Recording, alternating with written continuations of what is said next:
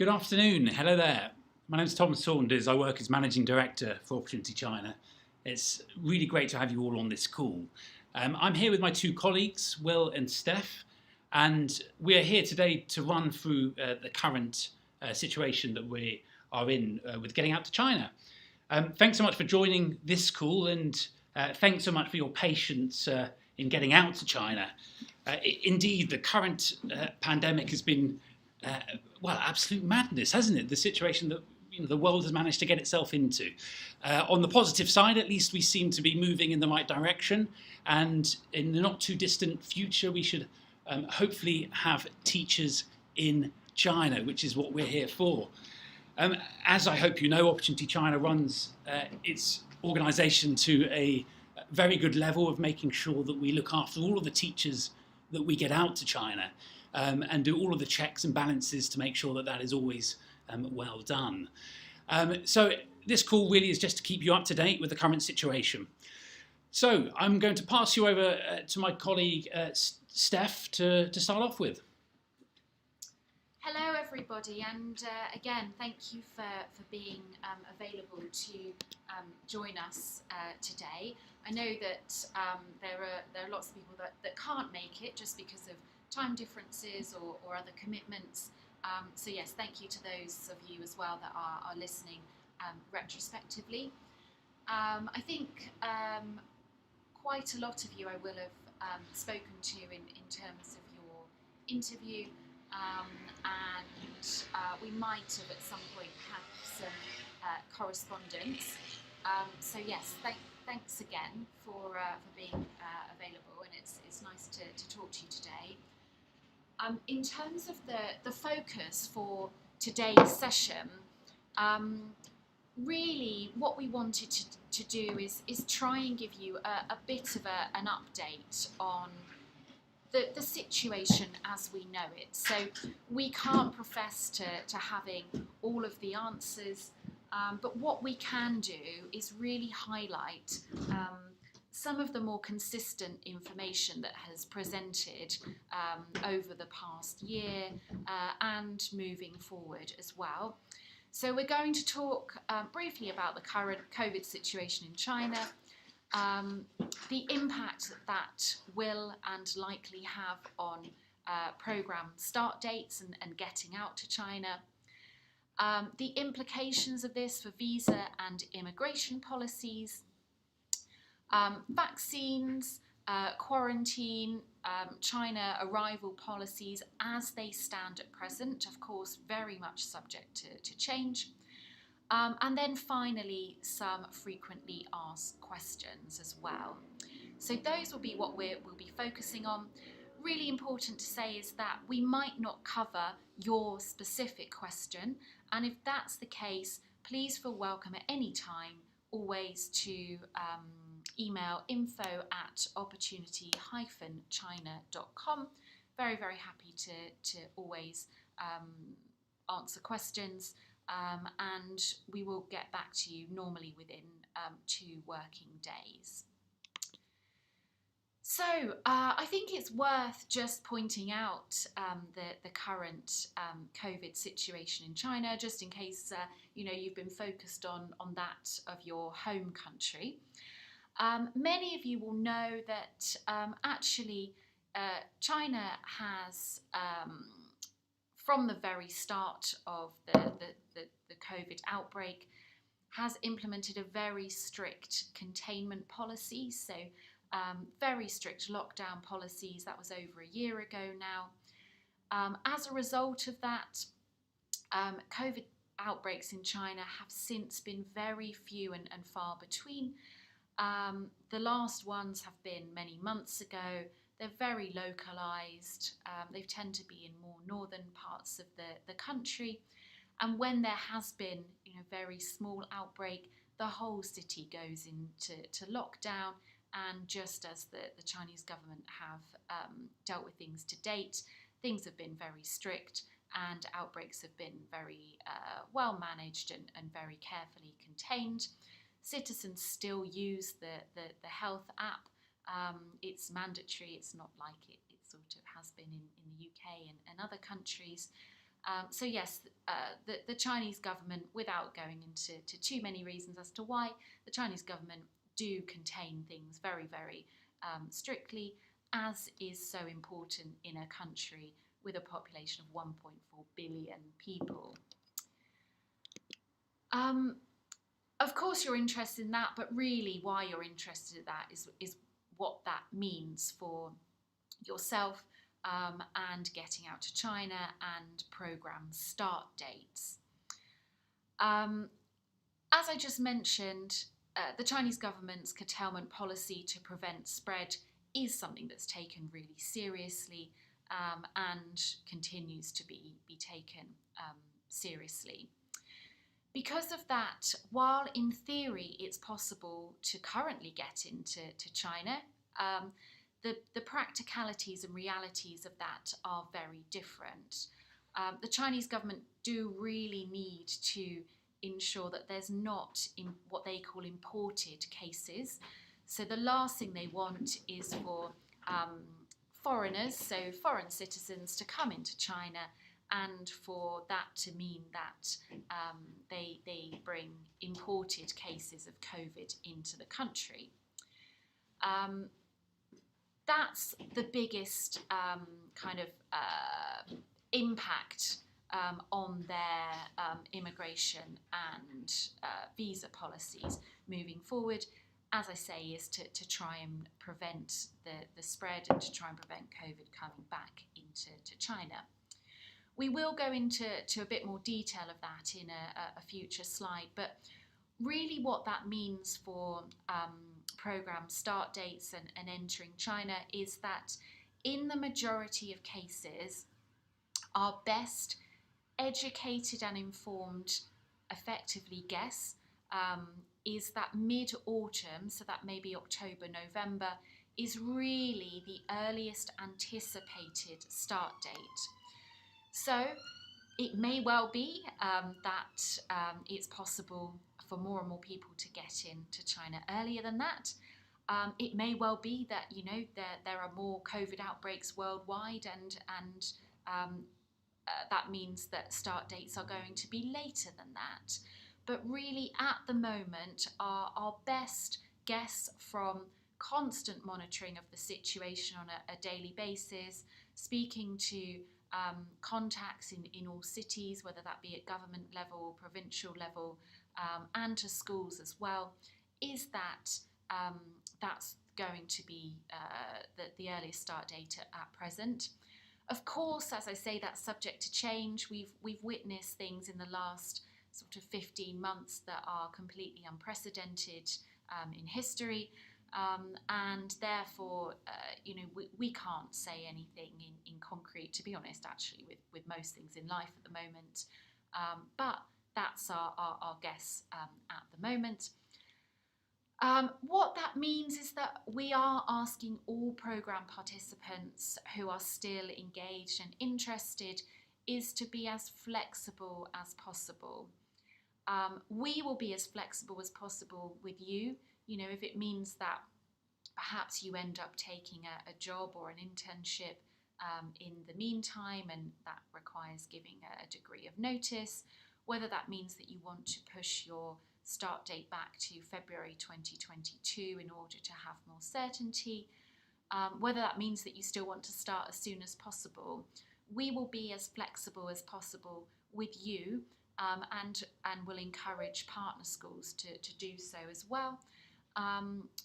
If you can also take a flexible and understanding approach, which, as I say, we've all had to become so used to in so many aspects of our life in the past year. So, what does this all mean for immigration? What are the implications for your visa? What are the nitty-gritty bits? My name's Will. I work alongside Stephanie and Tom at Opportunity China, and I've been spending the last year and a half looking into all of these different questions and keeping up to date with all of these myriad policies that have come out from China. The key aspect to look at with these policies are the policies that have been most consistent over a longer period of time. This will help us to predict what policies may be in place for you when it comes for you to apply for your visa and to go to China. So I've not got an exhaustive list here for you of absolutely every policy China has ever implemented since COVID, but the policies that are most likely to be in place in some form when you come to apply for your visa or arrive in China. Now, the most important element to look at is that there is a more complex work permit and visa application process that is currently ongoing. But when I say more complex, don't panic. It's not something that you're going to need to think massively about over a long period of time. It's just something that involves a couple of extra steps. Now, one of these extra steps is the requirement of what is called a PU letter. Now, a PU letter stands for literally nothing. The P and the U don't mean anything, which is very confusing. So don't go bother trying to look that up online. But a PU letter is essentially a letter from the local government where your school is going to be based that will give your school permission to offer you a work permit and a visa. Now, this will need to be applied for by your employer as well as your work permit. The difference between a PU letter and a work permit is that PU letters are restricted in a much tighter way.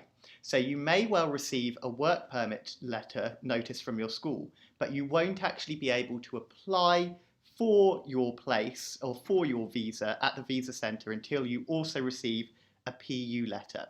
Additionally, these PU letters are distributed differently from city to city. So some cities are a lot tighter at the moment than other cities. What that really means is if you start reading online, if you're part of Facebook groups of people stuck outside of China, that a bunch of people in Beijing are getting PU letters, but you, who's going to Foshan, aren't getting any, don't panic. It doesn't mean that your application has been unsuccessful. It just means that currently the restrictions are maybe a little bit tighter there. Now, the second important implication for immigration and visa policies that will likely affect you to some degree is going to be quarantine in China. Like PU letters, the method changes from city to city, as does the time frame in which you are going to potentially be quarantined. Now, it's important to mention that in all of these cases, you will likely have some period of time in hotel quarantine. In some cities, that's 14 days in hotel quarantine. In other cities, it's 7 days at home, 7 days in a hotel. And in some very rare cases, it can be up to 21 days, but we do not expect that to be the case in autumn time. The school that you will be going to will cover most, if not all, of your cost for this quarantine. Now, you will also maybe be panicking a little bit about what sort of costs that might be or what sort of costs will fall on you during your time there. Things such as delivering and ordering food in China is incredibly cheap, and the hotel quarantine itself is actually only a fraction of the cost of the sorts of fees that you see in the UK. Now, flight availability and connection is also going to be another implication that you're going to have to think about. So if, for instance, you are in the United Kingdom at the moment, it is the case that there are no direct flights going between the UK and China. Once again, by autumn, we fully expect there to be flights that are going to be going between the UK and China. However, it may mean that you will need to get a connecting flight. So you'll need to be very careful when purchasing your flights that the transfer destinations that you're going through allow you enough time to be able to connect into China, and I'll go in a bit more detail on that in a moment. It may also mean that you're going to be a little bit more limited in terms of your availability for choices with flights. Once again, speaking with our partner schools, some partner schools that we're working with are happy to recommend flights that you'll be able to use and go to, and we'll also be able to help to some degree as well. But we would insist on using common sense when looking at booking flights, and maybe not looking to book flights too far in advance as well, as the Chinese government will sometimes stop flights from going if there have been detected reports of COVID within them. Additionally, Those who have been vaccinated with a Chinese vaccine do not need a PU letter. So if you have been vaccinated with a vaccine that is produced and distributed by a Chinese organisation, by a Chinese pharmaceutical company, then you won't need to apply for a PU letter. You'll just need to have that work permit notification. This, of course, will not apply for the vast majority of you, as in no native-speaking English countries there are Chinese vaccinations available at present. However, if you have been living in a country by some stroke of luck that has had Chinese vaccinations being given, then perhaps this process will be a lot easier for you. However, I would predict that would be none of you. If you have had a Chinese vaccine for whatever reason, please do email us and let us know, as it will be a far easier process for you. Now, in terms of differences for consular services, so when you are applying for your visa in and of itself, the vast majority of consular services and Visa for China centres have now reopened, with the exception of South Africa. Documents can be legalised and visas applied for only on specific days and times for many service areas. So do make sure you check online on Visa for China websites and also on notification pages on embassies and consulates. It's not always obvious the opening times for these centres, so make sure you check out what the days are and what the times are. Also, there will likely be different times for different services as well. For instance, in the United Kingdom, in the majority of Visa for China centres, legalising documents can only be done between 10 and 2 p.m. on Tuesdays and Thursdays. For general inquiries, do make sure you also email all Visa for China centres. Do make sure that all of them are emailed, as that way you'll get a response the quickest. We often find that people who will only email, for instance, London, if they're wanting to get a visa, will end up spending days and days waiting, whereas if they emailed Edinburgh, which would have exactly the same information, even if you're not applying in Edinburgh, they would receive a response much, much quicker. So what are the stages that you are going to need to take to apply for your visa? Firstly, you're going to need to collate all of the required documents that your school will send you. This will likely include your CV, passport-style photographs, as well as your TEFL certificate, your degree certificate, a no criminal record check, which may be a local state police check, an FBI check, or a DBS basic. You will need to have the relevant documents notarized and authenticated as well. We have a page and guidance that will be available for you to be able to notarize and authenticate your documents. This process will remain exactly the same as it has before, with the additional step of having to check on the Visa for China website, consular or embassy website, at what times the Visa for China Centre, embassy or consulate will be offering these services, as the services will be limited more in time now than they have been in the past. You'll then be required to send across these documents to your partner school, who will apply for your work permit notification and your PU letter. Now, once again, the time frame varies massively from this, but allow at least 1 month absolute minimum. It may be longer than that. You may, by some stroke of luck, have it shorter. But do not panic whatsoever if after a month you have heard absolutely nothing with regards to it. The Chinese services at the moment within cities who are responsible for dealing with applications such as this are overwhelmed by a huge backlog, and will also be very discerning about who they are going to approve and apply to let in. Now, once you've received your work permit notification and PU letter, you'll want to apply for your visa at your Visa for China Centre, embassy or consulate. Make sure that you take all of the necessary documents and follow all of the steps that you have taken during your visa application stage. Make sure that on the visa application stage you've completed everything either online or by writing it on an application form before attending your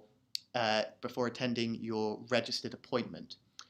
Now, you will also, before you get on your flight, need to have a COVID PCR and IgM test within 48 hours of your flight. This is likely to remain the same. What I mean by a COVID PCR and IgM test is the swab test, the standard swab test that most people are doing, not the 30-minute rapid test, but the full PCR test that is sent to a lab. And you'll also be required to take an IgM test as well. This is a blood test.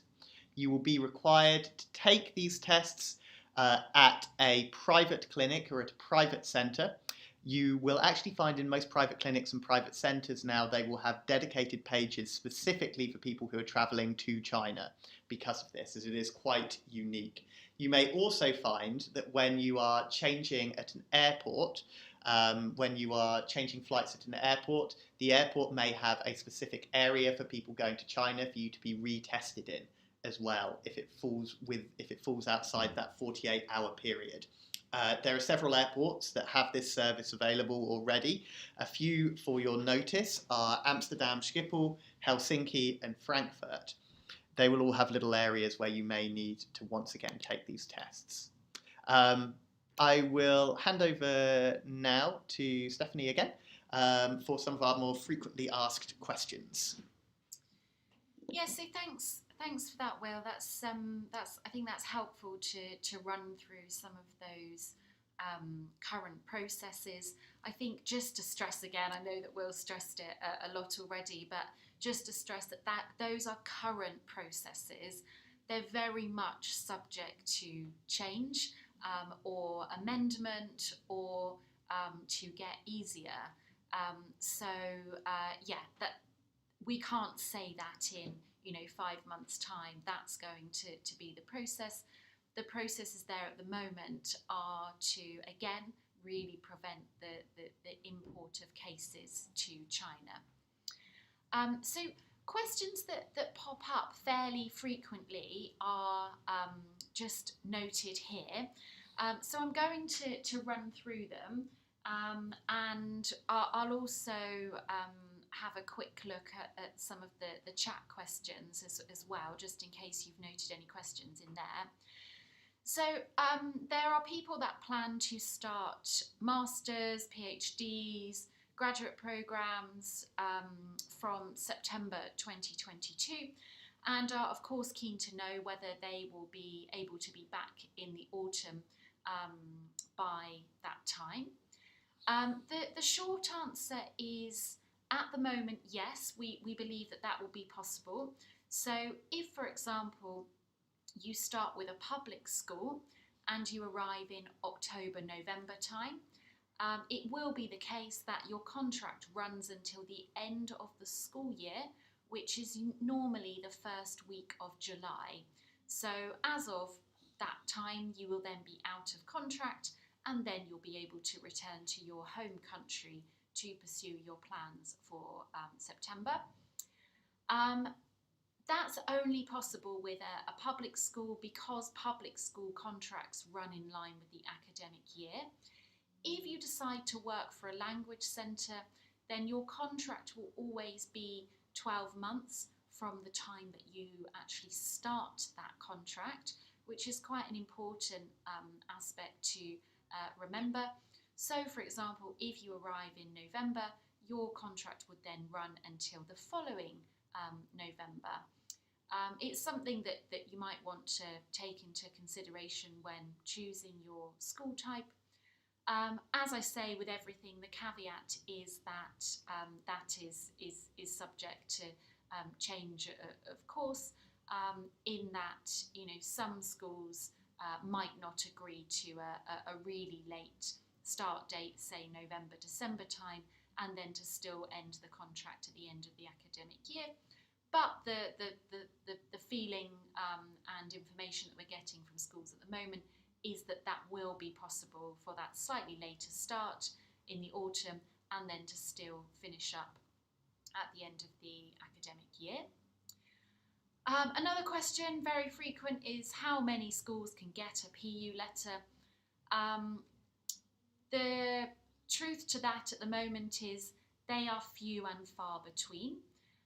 It tends to be more government, so public schools at the moment, where they can get the PU letter. Some international schools as well seem to be able to get them. Beijing seem to be more prevalent in terms of success in PU letters. There are other regions, for example, Guangdong, so where Shenzhen is, where the government, is completely not issuing PU letters at the moment still. So yes, the reality is that right at this present moment, PU letters are very much few and far between, which is why, as I mentioned earlier, the theory of yes, you can get into China, but the practicality of getting into China is very different because of this. Of course, it's very likely that as the COVID situation improves on a global basis, that PU letters will become more frequently issued for reasons that Will outlined. But yes, at the moment they are few and far between, and I would be sceptical if you read online anything otherwise or you see job adverts of anything otherwise, because we really do know the information, the education bureaus, the government offices with regards to this, and that is the kind of truthful reality at the moment. Will the September intake be going ahead? I mean, that's what this whole call has, of course, been about. This year's cohort, so 2021, as we keep saying, mid-autumn is looking like the earliest viable start date, and we will try to help you plan. We appreciate that you, of course, will have post-university plans. You might need to get a job. Everybody wants to make plans, of course. So we will try and support you to best plan to your individual situation. Can I defer to the February 2022 intake? That's an easy one, so yes. If, for example, you think, actually I want to have more certainty over when I'm able to travel, or actually I can get an internship for 6 months, or I can get a 6-month contract, or something of that ilk, then yes, that's absolutely fine. All you need to do is pop us a quick email at info@opportunity-china.com. Yeah, that's absolutely fine. Loads of questions regarding vaccinations. Obviously, we can't give medical advice, and guess what? We're not the World Health Organization either. So anticipated policies with regards to that are tricky. As Will said, China at the moment is only recognising the Chinese vaccination. That is rather a political move, which we haven't got all evening to discuss. Quite a big move recently was that the World Health Organization is now recognising China's own vaccination on its approved list. That doesn't really mean anything for you, but it in terms of global diplomacy, it's a good thing that they are recognising it. Yes, it may well be in due course that just like other countries will have some kind of passport system with vaccinations, it may well be that China will also recognise people that have had vaccinations as well. But for now, they're not. So whether you've had it or not doesn't really impact this at the moment. Of course, it impacts you in your home country, but not anything to do with Chinese visas. Just one final question that I've been made aware of that's come up on the chat function is that document notarization authentication, is it of any benefit to start now? Again, that's quite an easy one, so no, please don't start now. There are certain documents, so for example, your degree certificate and your TEFL certificate, yes, you could authenticate those now, and there'd be no implication to that because there's no expiry date on their validity. The part of the document notarization that does expire is the police check. So for obvious reasons, you know, if you get a police check and then in the meantime do something naughty that you shouldn't do, that's something, the police check is basically just something that always has to be done fairly soon before the visa is applied for. So at the moment, we would recommend holding off notarizing and authenticating documents, just because, realistically speaking, you're not able to apply for the PU letter yet. Sorry, your school is not able to apply for your PU letter yet. Therefore, there's no real benefit in you authenticating your documents now. There will, of course, become a point where that will change. So, you know, in light of all of the information, it may be at some point next month that we say, actually, you're not going to be harmed in any way, kind of financially or process-wise, by applying for your police certificate now, because it's going to be valid for a little while. So yes, you can get on and do that if you wish to. But yeah, the easy answer is no.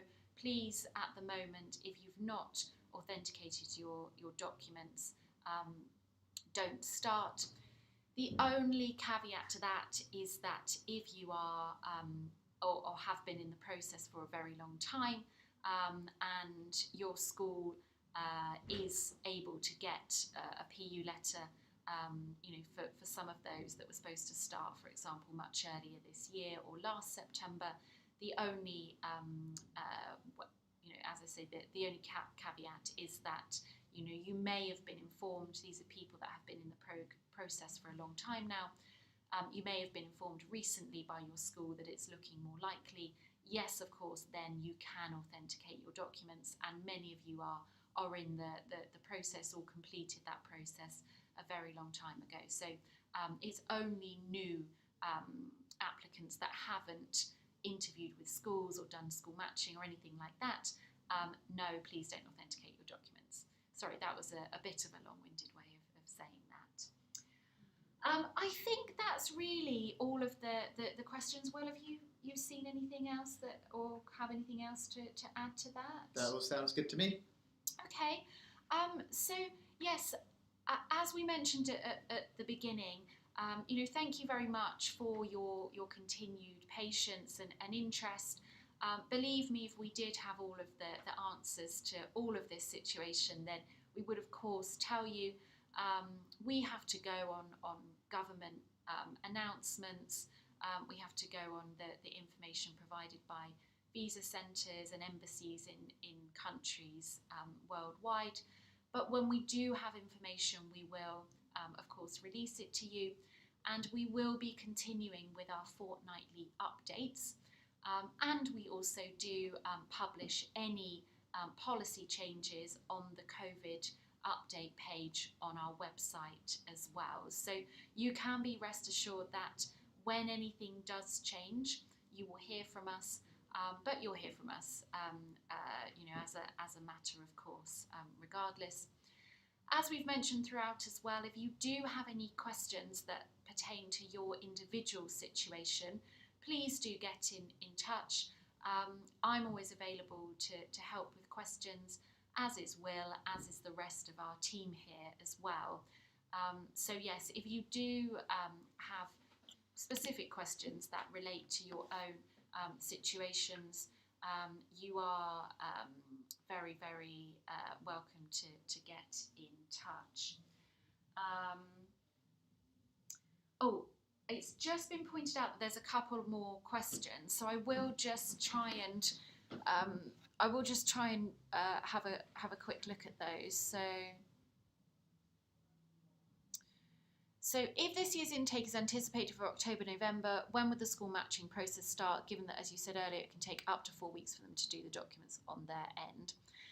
So most schools are not willing to do the school matching process until they're aware that they can get a PU letter. So the last thing a school wants to do is to get really excited about you joining their team, only to find out quite far down the line that their school has no chance whatsoever of getting the PU letter. So at the moment, what we're doing is talking to schools, assessing the government, the local government information, and really thinking hard about which schools are going to be able to get a PU letter and which will not. As we say, that is something that we will be keeping you updated on, and we will start school matching for new intake participants as soon as is viable. You know, our team here are just as keen to start school matching, believe me, as you are, and just as keen as the schools that can get the PU letters as well.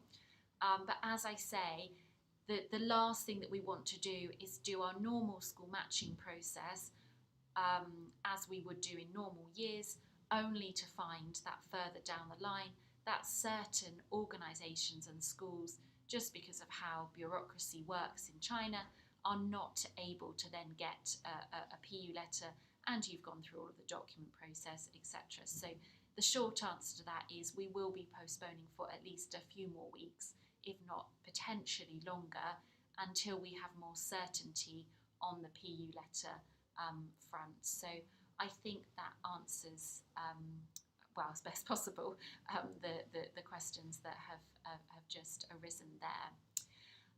So yes, again, thank you very much for joining us today. Again, to those that were able to join live, and to the many people that will be catching up with this retrospectively. info@opportunity-china is the address to email if you have any further questions, and you're also very welcome to contact either myself or your coordinator if you do have questions that you'd prefer to direct to them. So yes, again, thanks for joining us, and we hope that the session today has been useful, and we'll continue the dialogue and the conversation with you. So yeah, have a nice evening, or potentially afternoon to those that may be joining in the US or Canada. Thanks very much. Bye bye. Thank you. Thank you.